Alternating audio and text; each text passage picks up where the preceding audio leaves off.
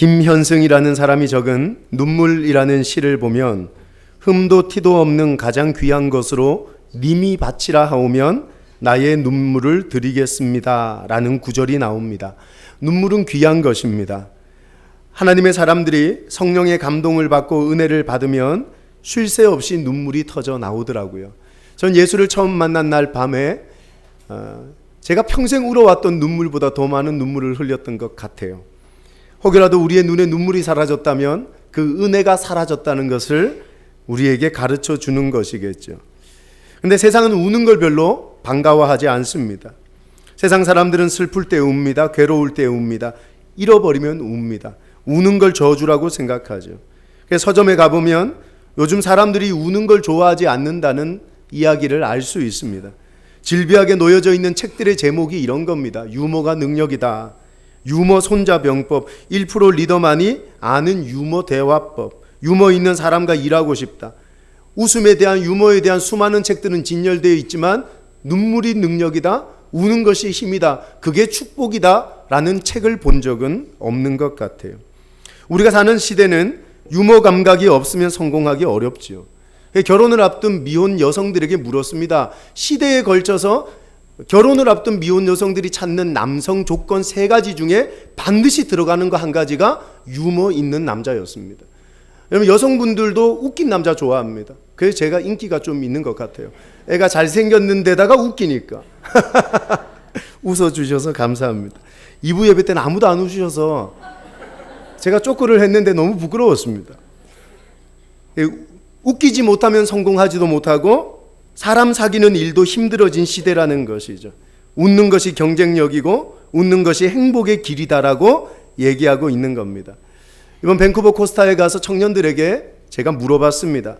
넌 한 달 사이에 몇 번 울어봤냐? 그랬더니 거기 있는 청년이 그럽니다. 저는 안 우는데요? 매일 웃는데요? 그러는 거예요. 야, 웃는 것도 복되다. 근데 왜 안 울었냐? 그랬더니 이 친구가 그렇게 말하는 겁니다. 사람들한테 약해 보일까 봐요. 이민사회가 그렇다는 거예요. 울면 사람들이 비웃는다는 거예요. 저 집 무슨 일 있는가 봐. 안 좋은 소문이 난다는 거죠. 유학 간 아이들이 남들한테 약해 보일까 봐 겁이 나서 울고 싶지만 울지 못하는 삶을 살고 있더라는 거예요. 근데 저는 틀렸다고 생각해요. 우리는 약해 보이는 게 아니라 약한 거예요. 이게 정답이에요. 이게 우리 본질이고요.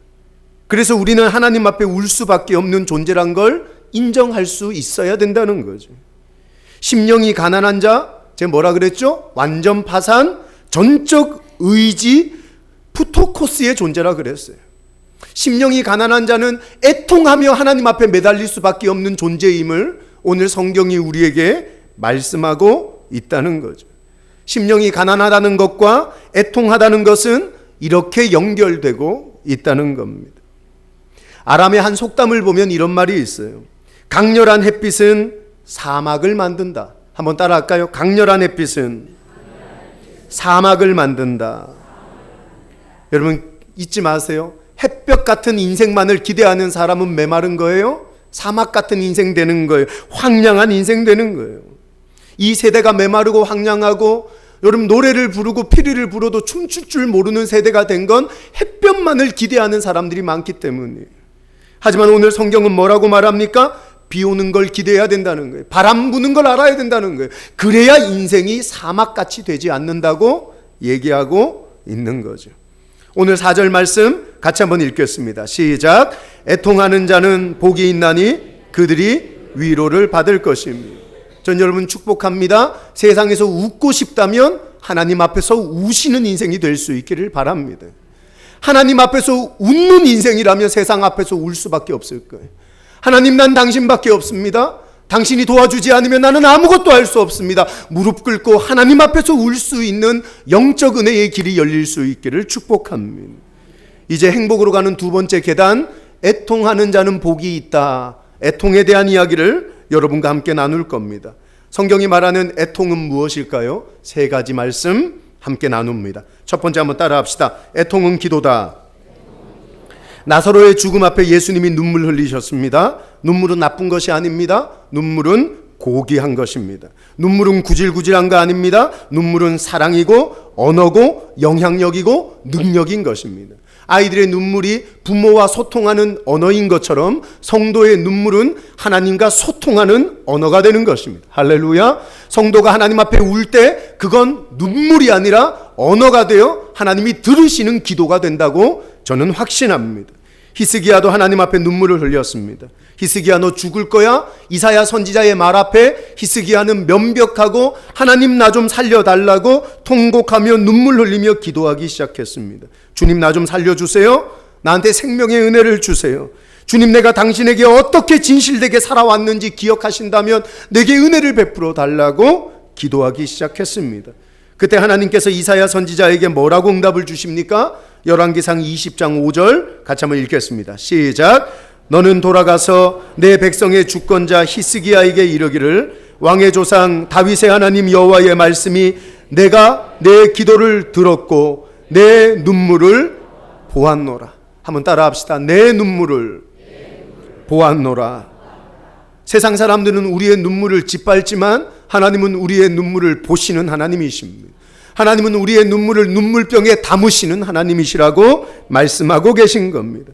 히스기야는 죽음의 문제 앞에서 눈물의 기도로 살아납니다. 이게 눈물의 기도의 영광인 것입니다. 하나님 앞에 눈물 흘리면 살아나는 역사가 있고 회복되는 은혜의 응답이 나타나게 되는 것입니다. 할렐루야. 오늘 사람 앞에서 웃고 세상 앞에서 웃기를 원하신다면 하나님 앞에 울 수 있는 여러분 될 수 있기를 바랍니다. 한나라는 여자 기억하시죠? 우리나라도 그렇지만 옛날 유대에 아이를 낳지 못하는 여자는 그렇게 마음고생을 했다고 합니다. 하나는 결혼한 지 오래되었지만 아이가 없었어요.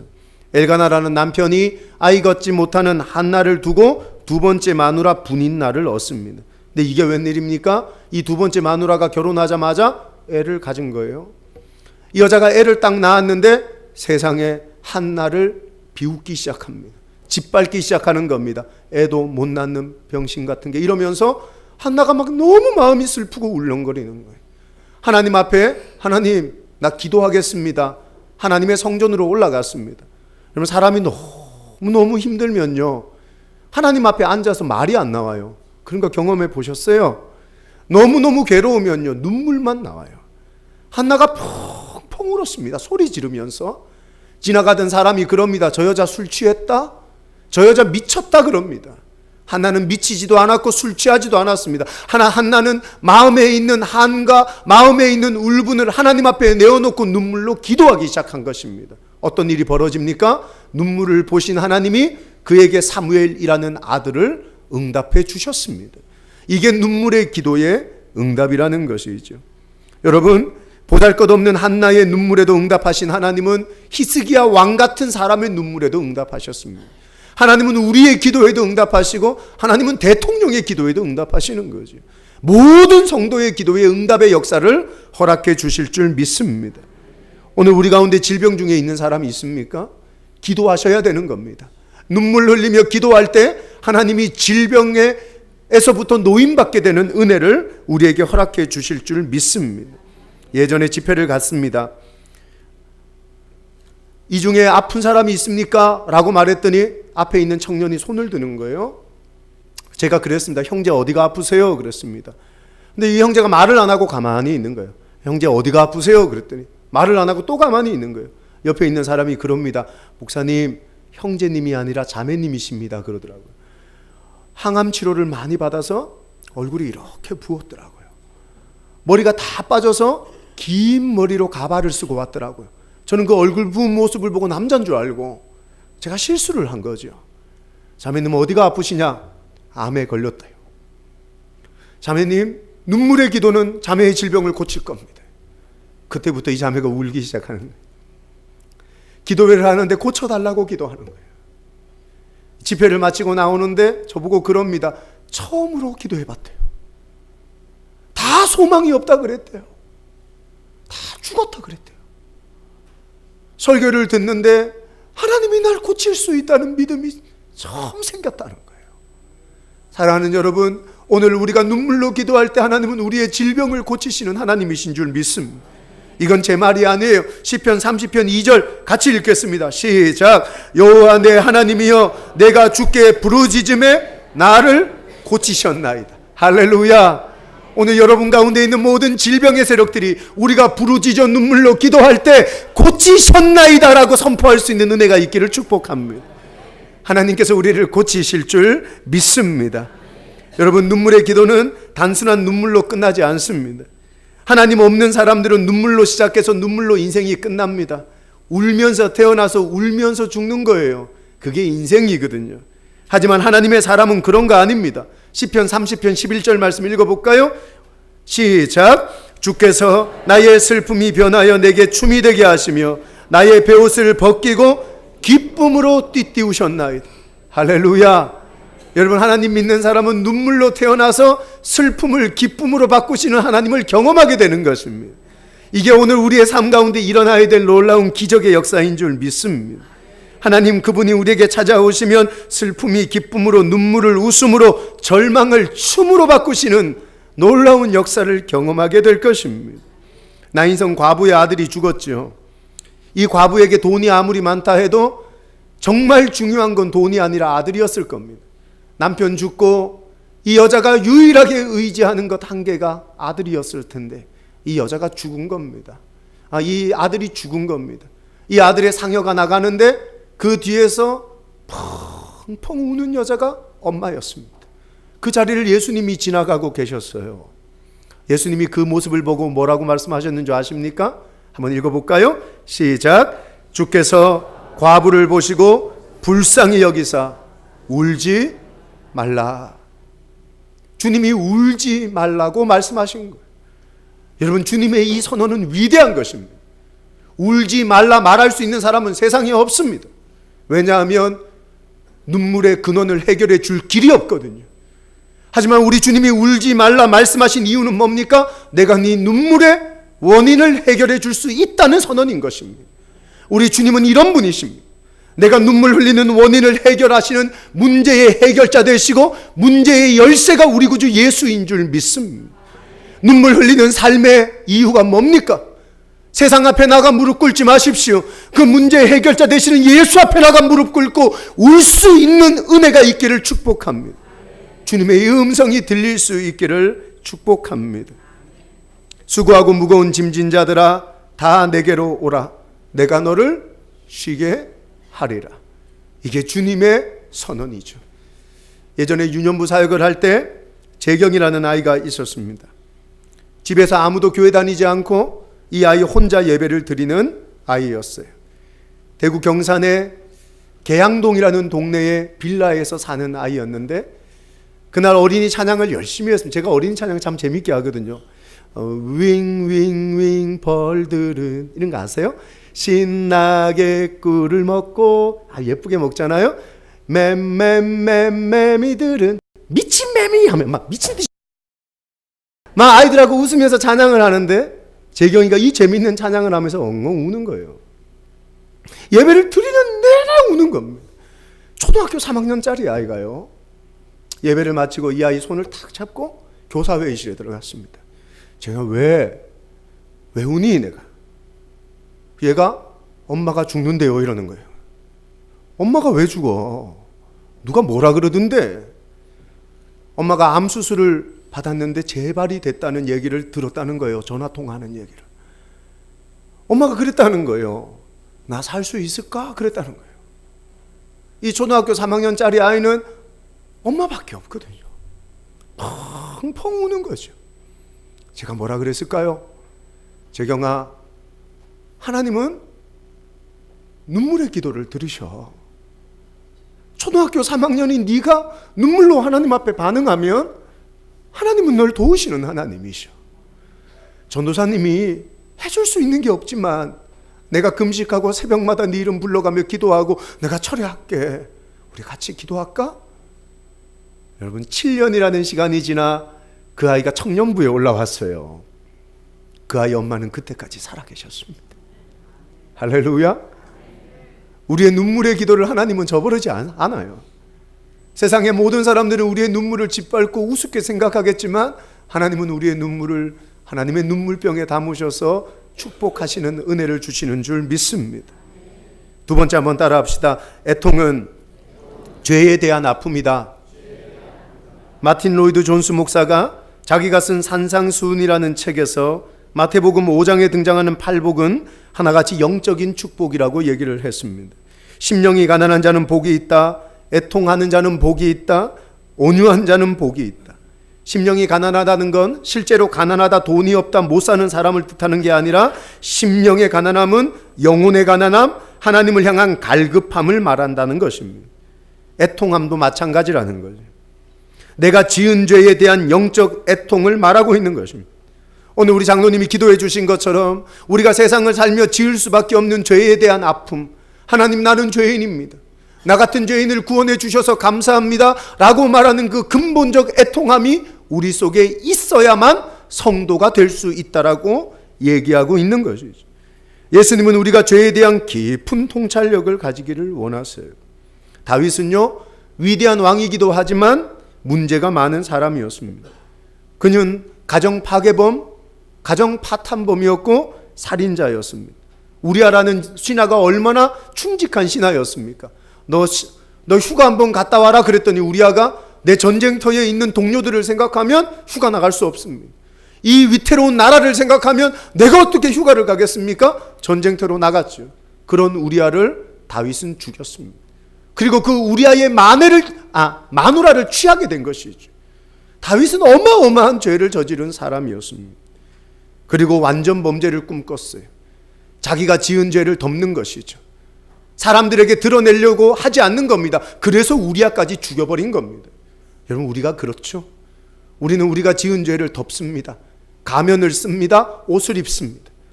그리고는 아무에게도 죄 짓지 않은 것인 양 살아가는 것이죠.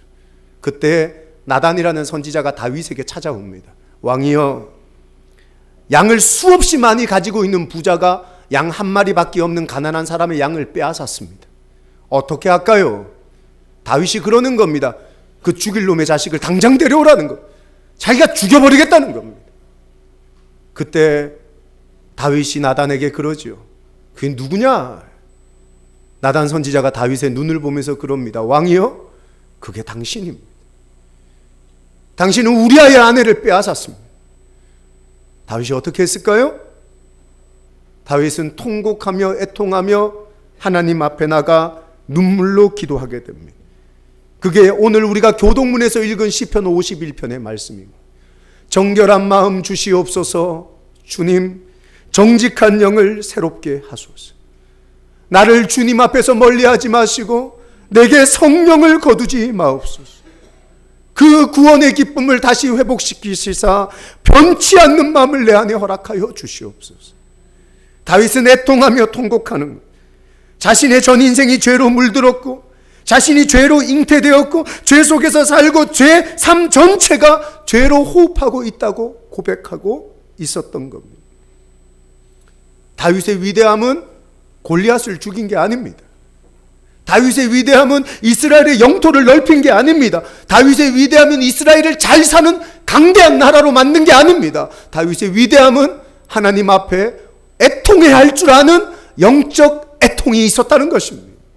사랑하는 여러분, 여러분의 마음속에 영적 애통의 은혜가 있기를 축복합니다.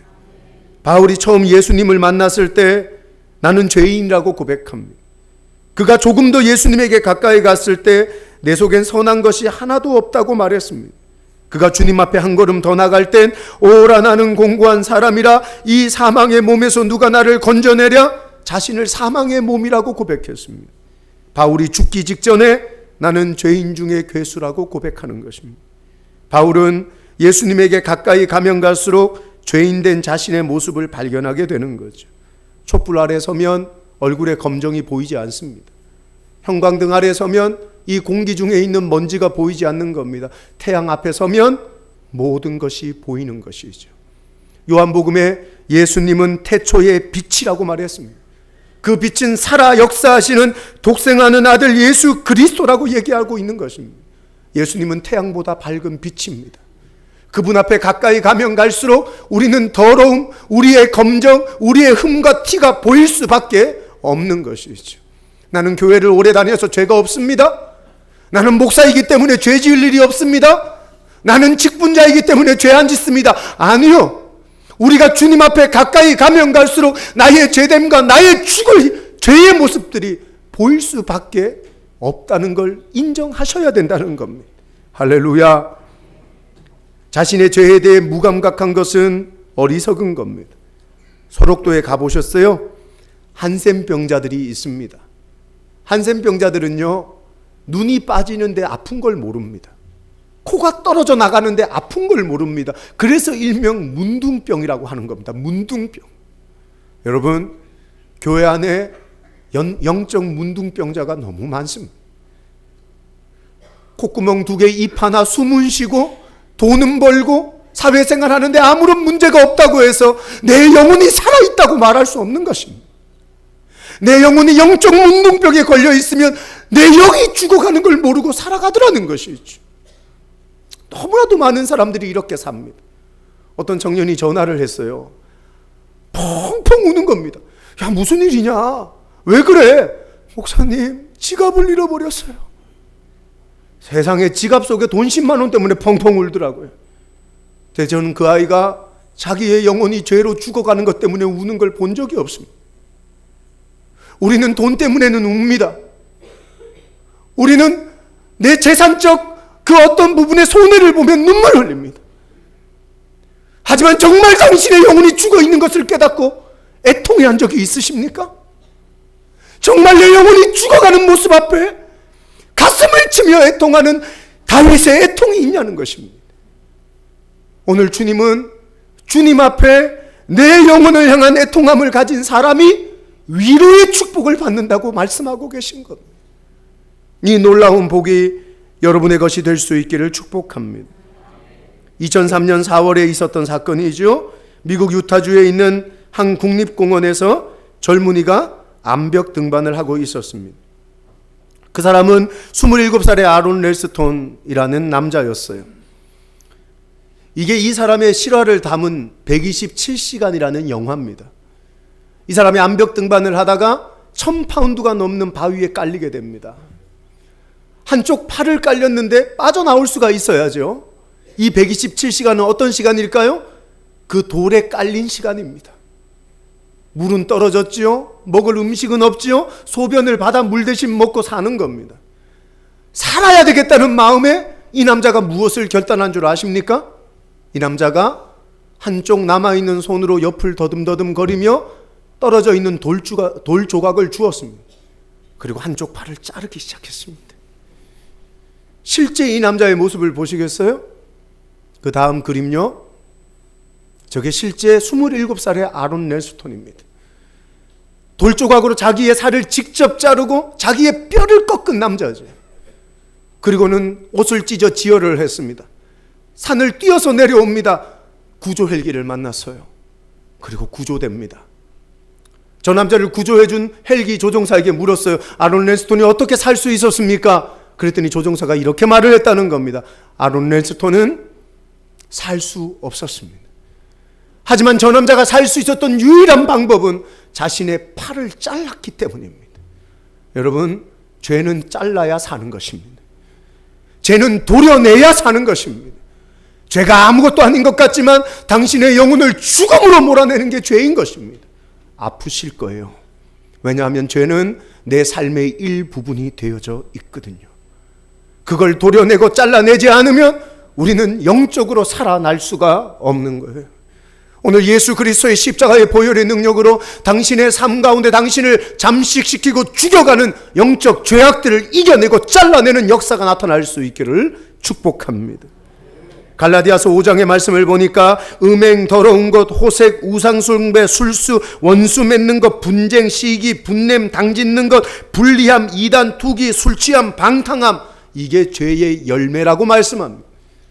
오늘은 죄의 열매를 맺고 있는 저와 여러분의 모습을 발견하시고 은혜 앞에 십자가의 보혈의 능력으로 잘라내는 역사와 은혜가 다시 한번 흐를 수 있기를 바랍니다. 세 번째 한번 따라합시다. 애통은 사랑이다. 유명한 시 한 편이 있죠. 사랑이 무엇냐고 물으신다면 눈물의 씨앗이라고 말하겠어요.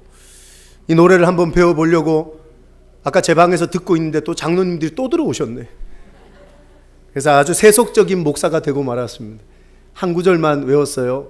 사랑이 무엇냐고 물으신다면 이렇게 부르더라고요. 사랑은 반드시 눈물을 동반합니다. 눈물 없는 사랑이 사랑인가요?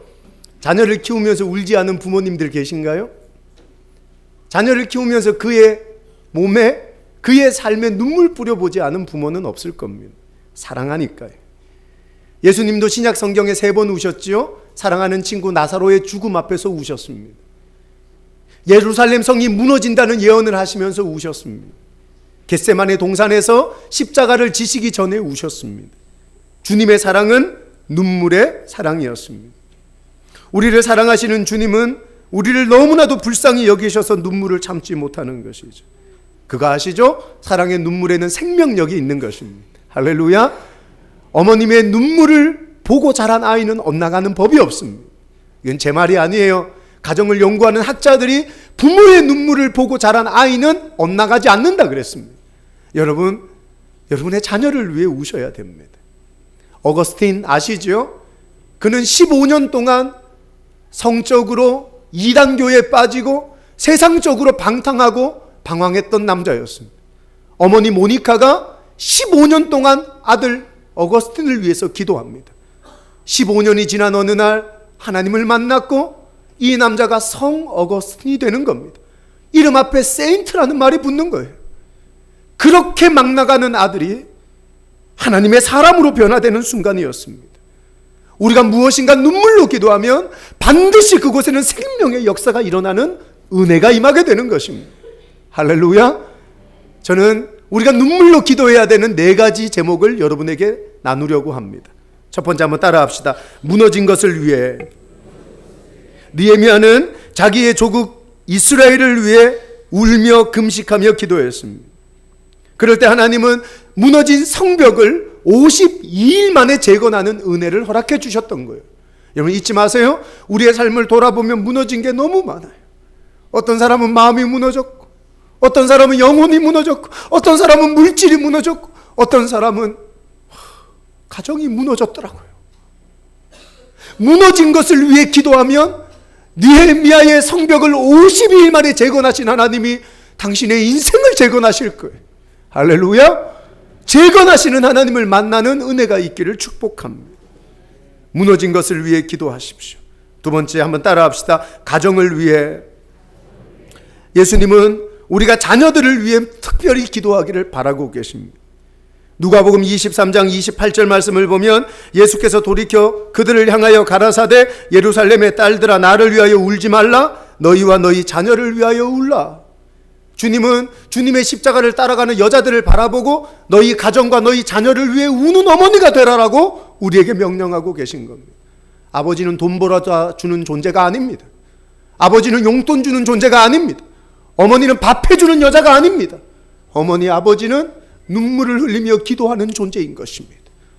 그거 혹시 잃어버린 부모님들 계신가요? 눈물을 두고 자녀들을 위해서 기도하는 것을 잃어버린 어머니? 눈물로 자녀들을 위해서 기도하는 것을 잃어버린 아버지가 계신가요? 돌이키셔야 되는 겁니다.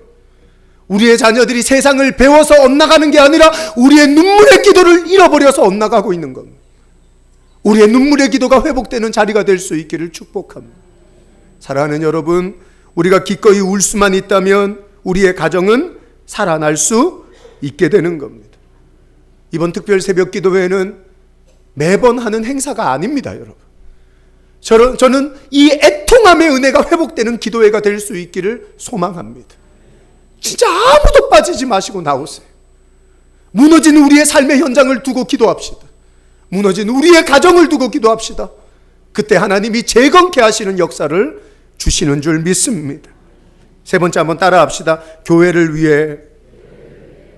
여러분, 에베소 교회는 바울이 2차 전도 여행 때 개척했던 교회이며 3차 전도 여행 때 안수를 통해 성령의 충만함을 받았던 교회였습니다. 이 에베소 교회가 교통의 중심지요 상업과 문화의 중심지이면서 미신과 성적으로 타락한 도시였음을 우리는 알고 있습니다. 근데 이 교회가 부흥합니다. 이유가 뭘까 찾아봤더니만 사도행전 20장 31절에 바울이 이렇게 말합니다. 그러므로 여러분이 일깨어 내가 3년이나 밤낮 쉬지 않고 눈물로 각 사람을 훈계하던 것을 기억하라. 에베소 교회는요, 눈물의 기도를 먹고 자란 교회였어요. 눈물을 먹고 자란 교회는 성장하고 부흥하는 것입니다. 교회가 헌금 가지고 사는 것 같죠? 아니에요, 여러분. 교회는 유력한 사람들이 교회를 이끌어가서 잘 되는 것 같죠? 아니에요, 여러분. 교회는 우리 성도님들의 한 방울 한 방울 눈물이 모여서 자라나는 것입니다. 교회가 눈물을 잃으면 어떻게 됩니까? 교회는 죽는 겁니다. 왜 교회가 쇠퇴합니까? 왜 교회가 무너집니까? 왜 교회가 부흥을 그칩니까? 눈물을 그쳤기 때문인 것입니다. 저는 우리 원남교회가 눈물을 회복하는 교회가 될 수 있기를 축복합니다. 제가 4년 전에 우리 교회 부임을 했더니 저는 원래 부목사 때요, 장로님이라는 존재가 그렇게 대단한 건 줄 몰랐어요.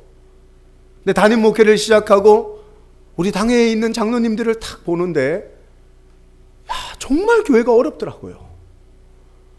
여러분, 재정은요, 그 당시 정말 밑바닥이었고요. 제가 딱 봐도 참 어렵다 진짜 이런 생각이 들더라고요. 제가 누구에게도 말한 적 없습니다. 제 이런 거. 근데 오늘 처음 말합니다. 근데 그 어려운 순간에 우리 장로님들이요, 개인 지갑을 열어서 몇백만 원씩 개인 사비를 가지고 와서 교회에 내시기 시작했습니다. 지금 이렇게 교회가 된 건요, 그들의 눈물과 기도가 있는 겁니다. 전 이게 너무 자랑스러웠던 거예요, 사실. 그래서 지난번 토요일에 경기노회에 우리 장로님들 여기 70명 모여서 예배드렸습니다. 제가 그때 자랑했습니다. 우리 교회는 정말 힘들 때 우리 장로님들 그렇게 기도하셨다고. 그렇게 몇백만 원씩 개인 사비 들여서 교회 재정을 충당해 나가셨다고. 그 눈물이 우리 교회를 있게 한 거라고. 여러분, 우리 장로님들만 우리 교회 다니는 거 아니잖아요. 저는 우리 교회를 위해서 울어줘야 될 사람들이 있다고 생각합니다. 그들의 눈물을 필요로 하는 교회가 원남교회인 것입니다. 그렇게 울 수 있는 교회가 될 때 교회는 세상을 향해 영향력 있는 교회가 될 수 있는 거예요. 뭐 말만 영향력 있죠? 아니에요, 여러분. 애통하는 자, 그들이 위로를 받게 되는 것입니다. 할렐루야. 네 번째 한번 따라 합시다. 나라와 민족을 위해. 그럼 제가 이번 밴쿠버 코스타에 가서 그곳에 있는 유학생들과 교민들에게 가장 많이 들은 질문이 뭔지 아십니까? 그들이 다 묻습니다, 저한테. 한국은 괜찮습니까? 그러더라고, 나한테. 저는 그럼 뭐 괜찮지요. 저는 너무 행복한데요. 왜 그러시냐 그랬더니 여기서 뉴스를 보면 곧 대한민국은 불바다가 될 것 같아요. 그래서 비행기 티켓 예약률이 30%, 40%씩 싹 다 취소한다는 거예요. 밖에서 보는 대한민국은요, 여러분, 굉장한 위기입니다. 근데 우리나라 사람들만 모릅니다. 이 나라는요, 추풍 낙엽처럼 바람 한 번에 휘날릴 수 있는 나라에 그런 지경에 서 있는 겁니다. 1950년도 이 나라의 전쟁이 일어났을 때 나라의 전쟁을 바라보고 눈물 흘리며 운 건 기독인들이었습니다. 1900년도 초반에 이 나라를 잃었을 때요, 눈물 흘리며 기도하고 학교를 짓고 대학교를 짓고 독립운동을 한 건 기독인들이었습니다. 이제는 이 나라의 위기 앞에 기도해야 될 사명이 우리에게 있는 거죠. 세상에 밴쿠버에 있는 교민들이 밤마다 모여서 기도회를 한답니다. 하나님, 대한민국을 지켜주시옵소서. 전 충격해서 충격. 나는 우리 교인들 모아놓고 밤마다 우리나라를 위해 기도한 적이 없는데, 여러분, 우리의 사명입니다. 나 자신을 위해 눈물 흘리는 것도 소중하지만 가정을 위해, 교회를 위해, 나라를 위해 눈물을 흘릴 줄 아는 성도들이 일어날 때, 그때 하나님이 우리에게 은혜를 부어주시는 줄 믿습니다. 애통하는 자는 복이 있다 그랬습니다. 그들이 위로를 받을 것이며 말씀하셨습니다. 여기에 이 위로라는 단어가 헬라어로 파라클레오라는 말을 씁니다. 파라클레오. 시간이 좀 갔지만 요 얘기하고 마칠게요. 제가 예전에 청년 사역을 할 때 주일날 밤 늦게 리더들 모임을 마치고 집으로 돌아가고 있었습니다. 비가 주룩주룩 오는 거예요. 새벽 1시에. 잠깐 졸았습니다. 저도 모르는 사이에 이 엑셀을 얼마나 세게 밟았는지 큰 사거리를 지나는데 세상에 이쪽에서 직진하는 차를 못 본 거예요. 보고는 브레이크를 밟았는데 그 조만한 소형차가 뱅글 돌았습니다. 그리고 이쪽에서 오는 그랜저와 박았습니다. 그래서 저는 멀쩡하더라고요, 얘가. 그래서 보험회사를 불렀죠. 어떻게 사고가 났냐? 이렇게 사고가 났다. 그랬더니 선생님 진짜 괜찮냐는 거예요, 저보고. 자기는 그렇게 사고가 나서 이런 사람을 처음 봤대요. 말을 이렇게 잘하고 피 한 방울 안 나고, 피 안 나고 머리를 다치면 골로 간대요, 저보고. 머리 어디 부딪힌 데가 없냐고 빨리 확인을 하자는 거예요. 세상에 하나님이 저를 지켜주셨다고 저는 믿습니다. 파라가 뭡니까? 함께라는 말이거든요. 클레오가 뭡니까? 서 있다라는 말이거든요. 위로하시는 하나님은 우리의 눈물의 현장에 우리와 함께 서 계신 하나님인 거예요. 여러분이 가정을 위해 애통을 한다면 하나님은 당신의 가정에 함께 서 계실 것입니다. 여러분이 우리 교회를 위해 눈물 흘리신다면 보이지 않지만 그 하나님이 서 계신 게 보이실 거예요. 이 나라가 얼마나 몸살을 앓았습니까? 너무 아팠잖아요. 우리 하나님이 우리와 함께 서 계실 것입니다.